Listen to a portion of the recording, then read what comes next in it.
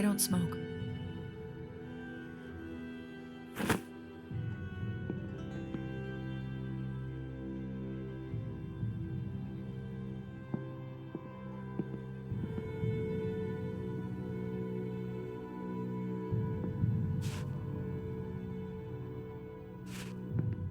An old...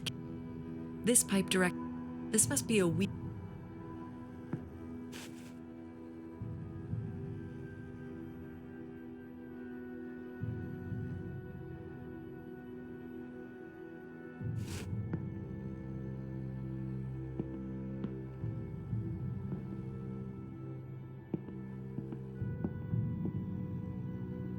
Just old junk. The last flame died a long, long time ago.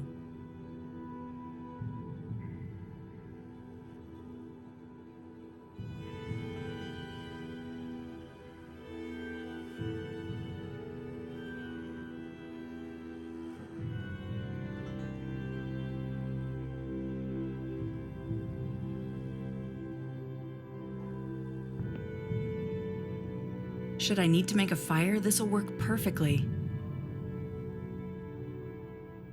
I doubt I'll need any.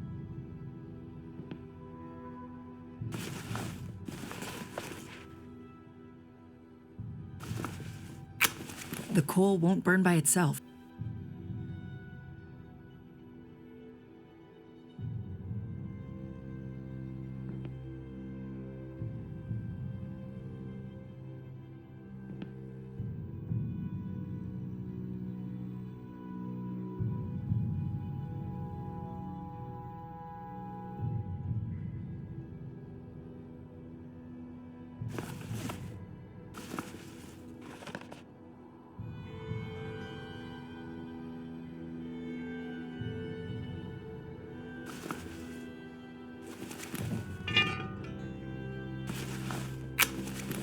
I could try to smelt it. I'll pour it into the ring mold afterwards.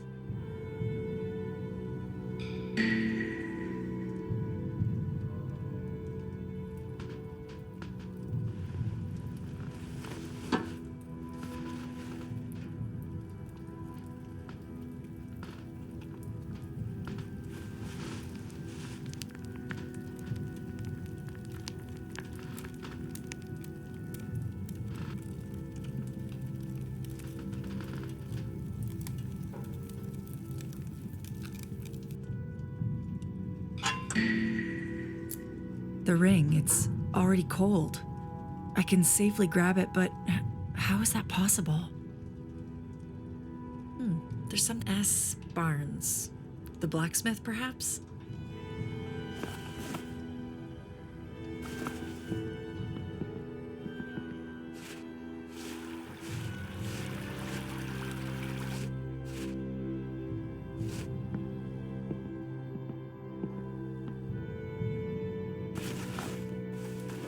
Will this work?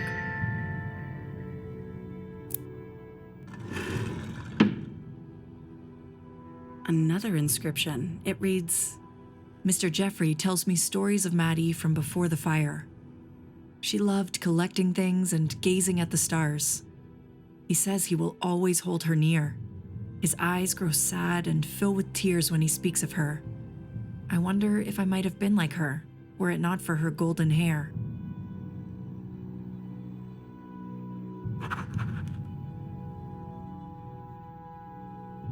Jeffrey must have told Rosie stories when they tended the horses. From before the fire, Jeffrey lost his daughter in a fire? She loved gazing at the stars.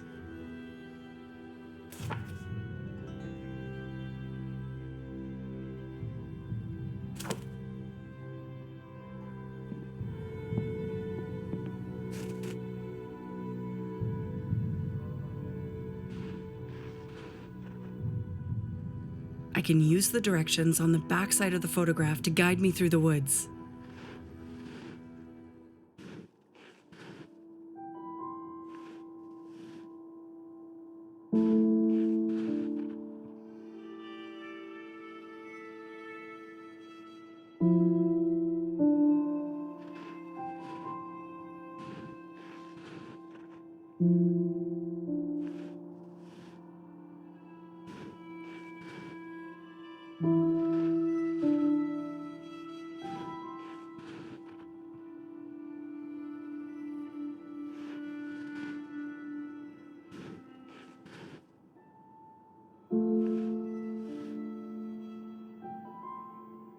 Looks like a I'd rather not fall again. My shoulder still hurts.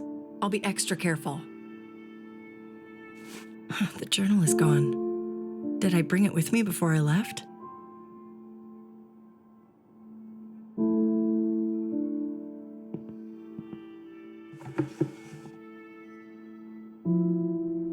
A lovely photograph of Rosalind Adams, the daughter of Thomas and Mary Adams. A lovely photograph.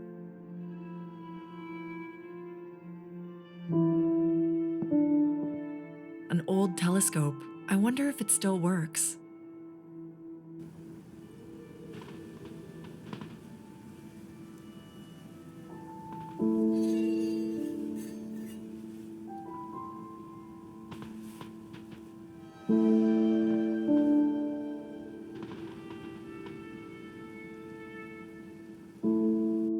I'm not really superstitious, but could this mean something? I better make a drawing of this while I can still see it. A million stars.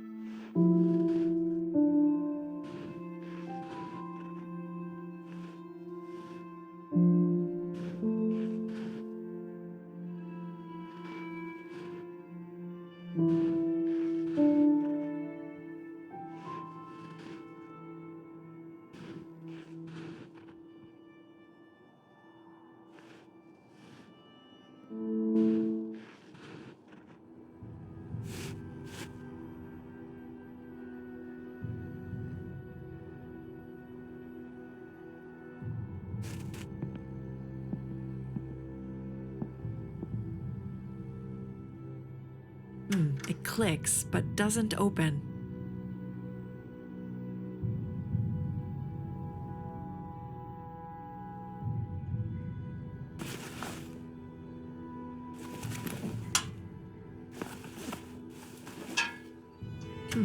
It clicks, but doesn't open.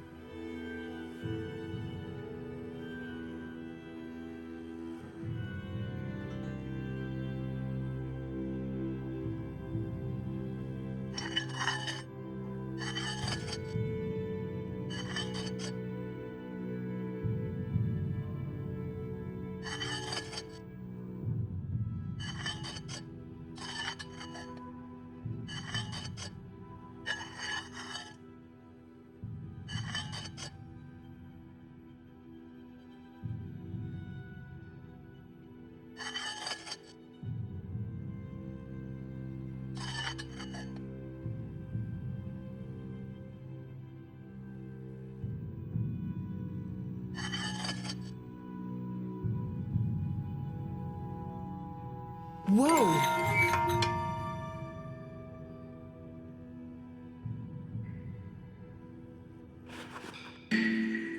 A lock of blonde hair. That I may once more stroke your golden hair.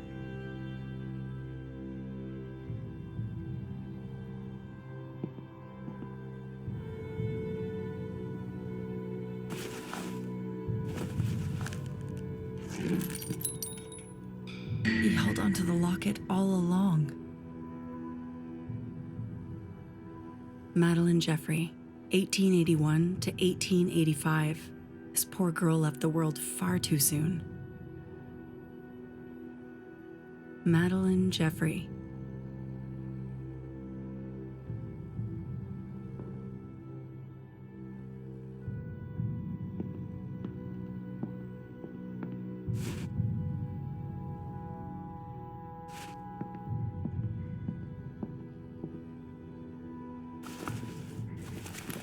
Could this fit?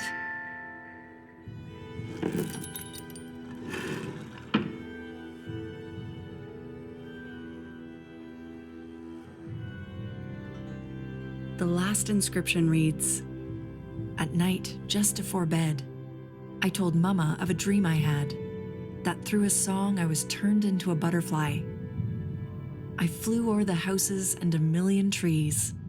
Dancing through the air, I felt so very free."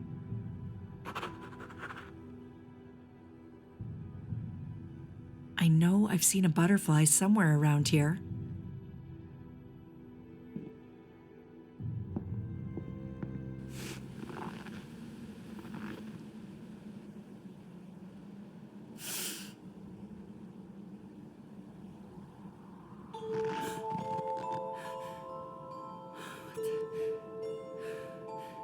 What the hell?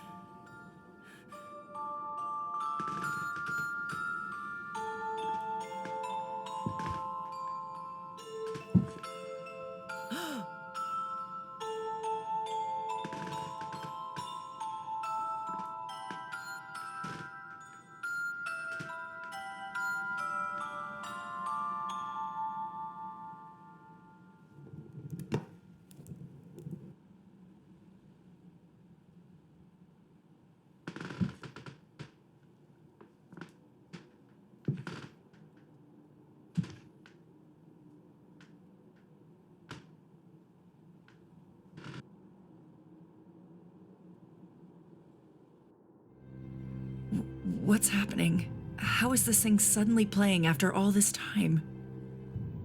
It feels like something is leading me. What the hell is happening in this camp?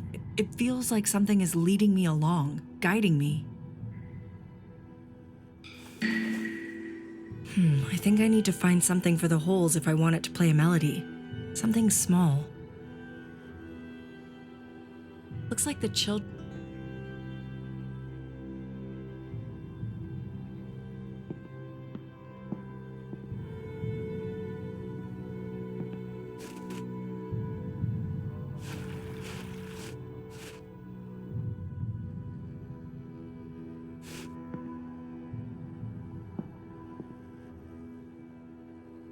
Grim look. More rust than file, it seems.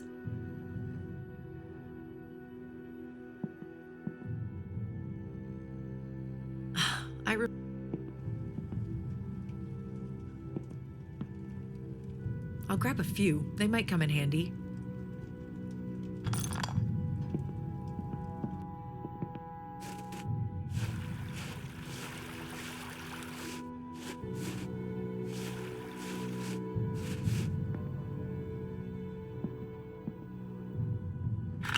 Rusted. The small key actually fits. There's something inside.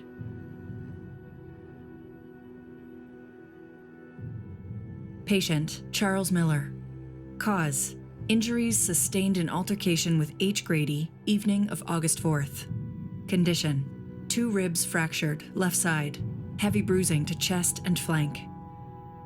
Treatment, binding of ribs, renewed every second day. Laudanum issued sparingly for pain. Warm compress applied mornings and evenings. Convalescence slower than expected due to patient's ill temper and restlessness. Full recovery estimated within a fortnight. Patient, Hank Grady. Cause, axe glance to left forearm while limbing spruce. Condition, shallow laceration, no arterial breach. Treatment, wound cleaned with carbolic solution. 3 stitches applied. Bandaged to remain clean and dry. Fit for light duty. Return for stitch removal in 1 week. No further concern. Patient, Morgan Wright. Cause, sprained ankle after misstep on wet wood. Condition, mild swelling, tenderness at joint. Treatment, cold compress applied, linen wrap for support.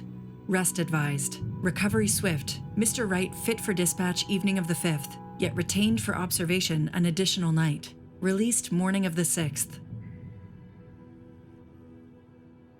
Patient, Samuel Levine. Cause, burn to right palm from mishandling stoveplate. Condition, first-degree burn, no blistering of concern. Treatment, cool water immersion. Salve applied, aloe and tallow. Hand wrapped lightly, cleared for duty next day, to avoid heavy gripping for 24 hours. Mr. Adams returned again this morning after the men had gone out for the day's work, asking after more laudanum. His hands trembled slightly as I measured the draft, and I warned him against taking so much. He dismissed me sharply as though my concern were but an unwelcome hindrance between him and the medicine. I fear he depends far too heavily upon the bottle, yet he will not heed a word of warning. Mrs. Adams presented this afternoon in a state of great agitation. A mild sedative was administered, though it produced little observable effect upon her mind, understandably given the circumstances.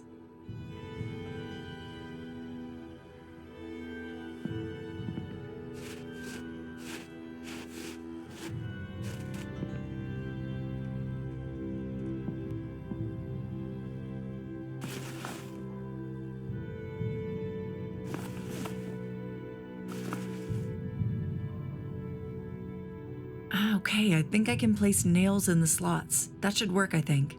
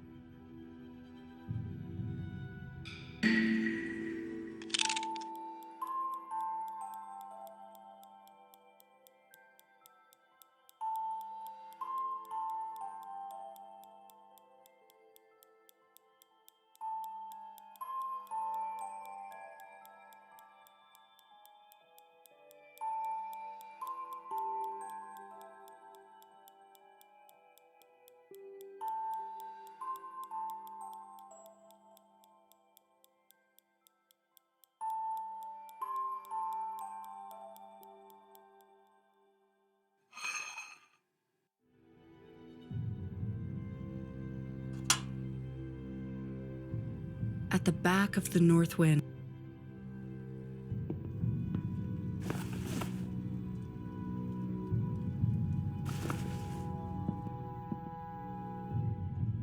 A pair of butterfly wings.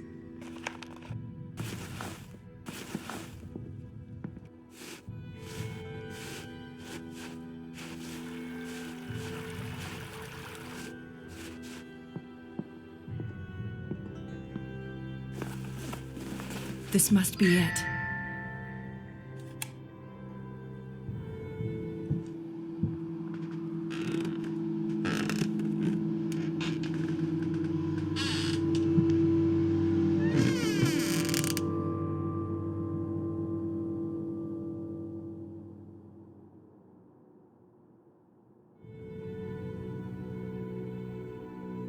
It's pitch black down there. I need some kind of light source.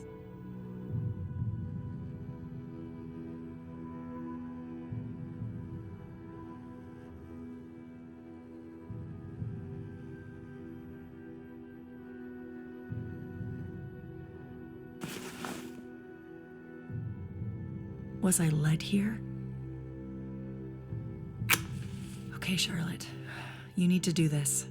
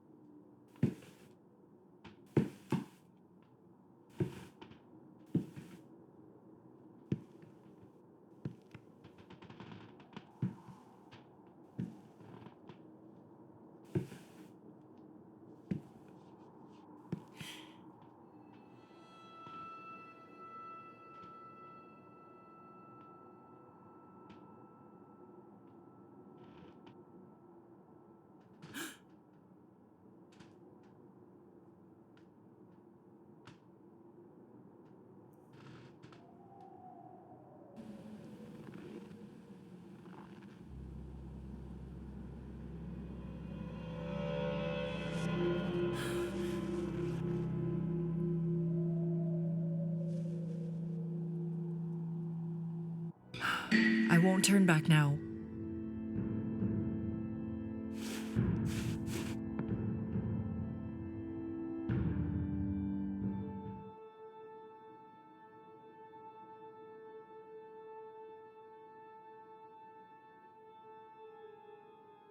What is happening? The lantern. Rosie.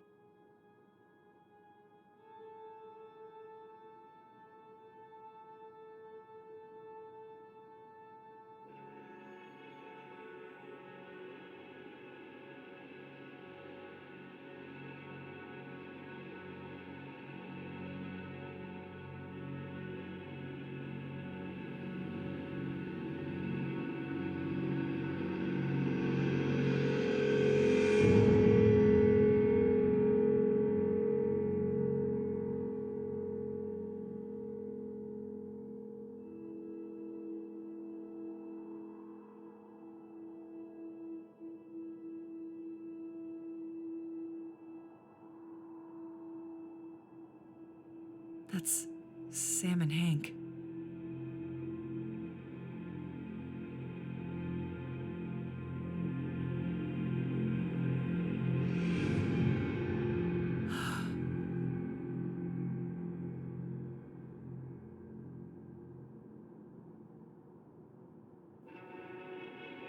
Rosie.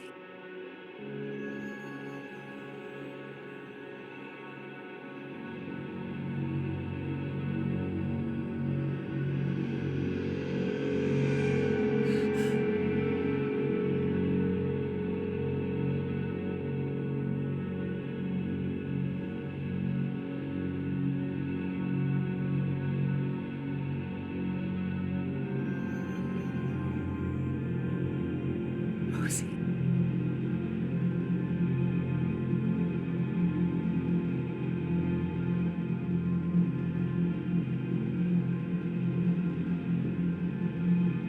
Linda, she saw her.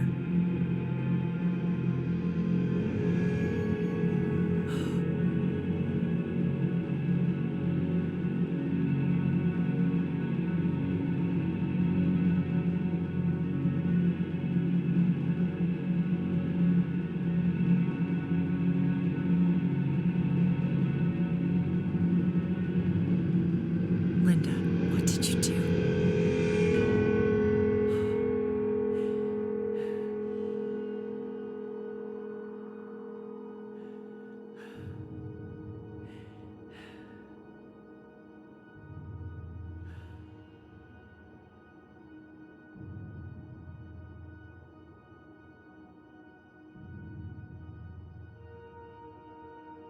Oh my God.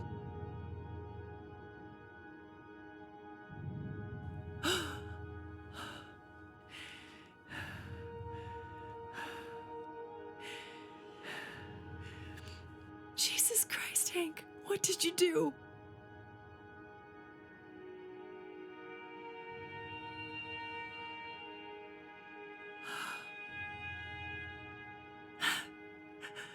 How could you do such a thing?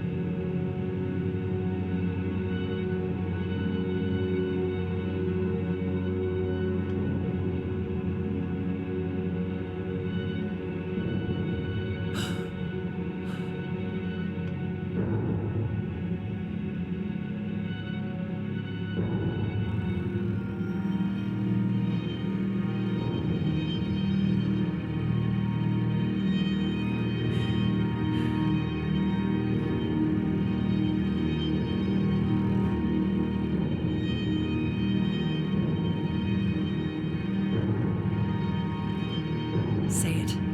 Say it. Say what you did, you goddamn monster.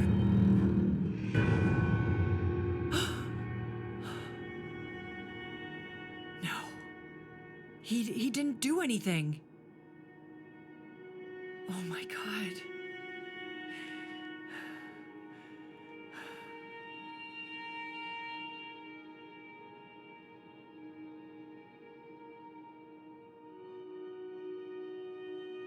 What?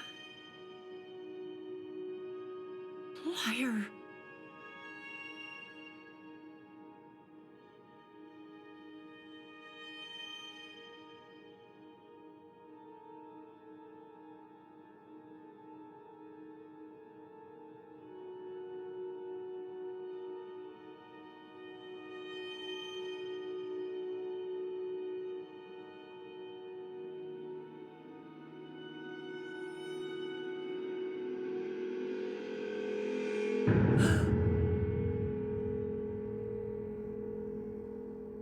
No.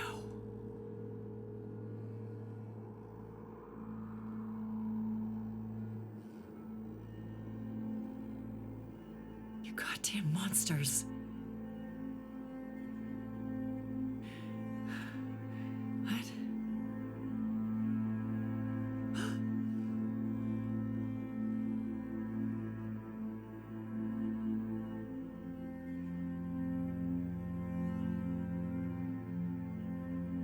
You poor man.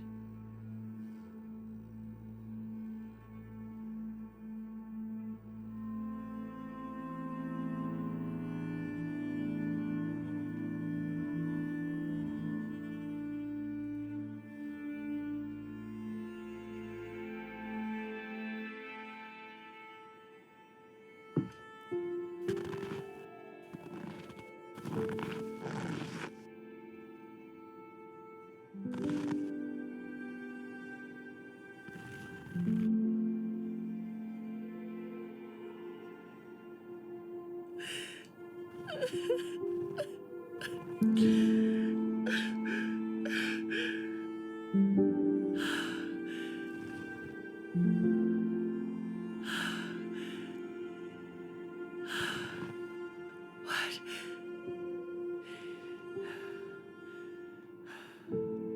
Rosie?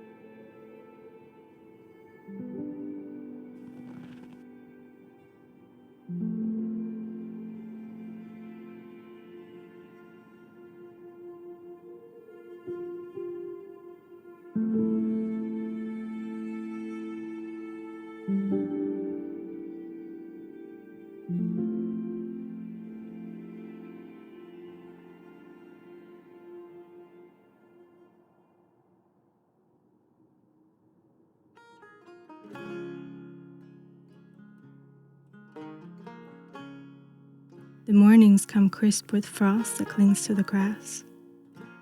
The days grow shorter, the air sharper, and the forest, once alive with birdsong, now stands far quieter, waiting for the first snow to fall.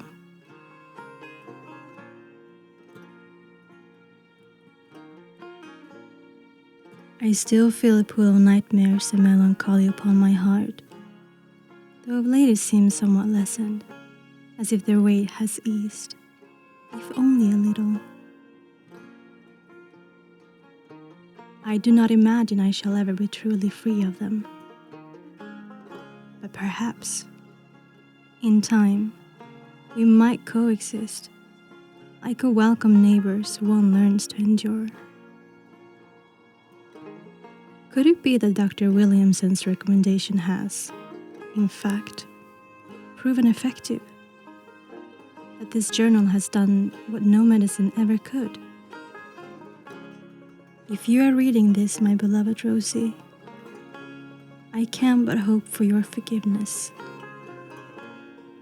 Your mother tried her best despite her sorrowful disposition, even if at times it might have seemed otherwise. Maybe you're a grown woman by the time you find this journal. Maybe you have children of your own.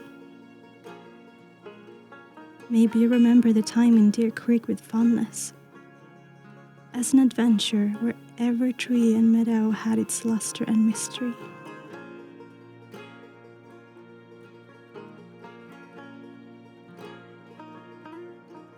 I cannot help but marvel at you.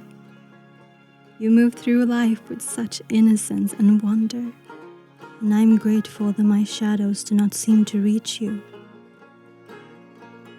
How bright and true your little soul is, my dear.